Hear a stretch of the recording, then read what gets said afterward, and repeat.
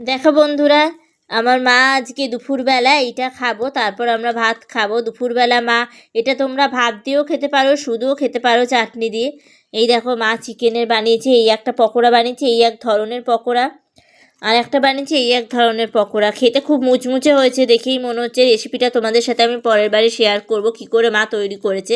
এটা একটা মা বানিয়েছে ধনেপাতার চাটনি, আর এইটা সস, এটাও মা বানিয়েছে।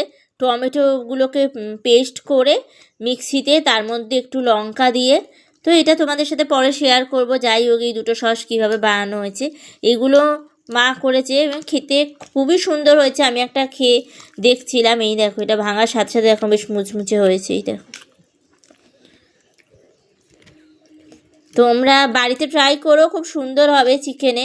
তো কী করে মা বানিয়েছে আমি রেসিপিটা তোমাদের সাথে আমি ফোনে পরের বারে শেয়ার করব, ঠিক আছে।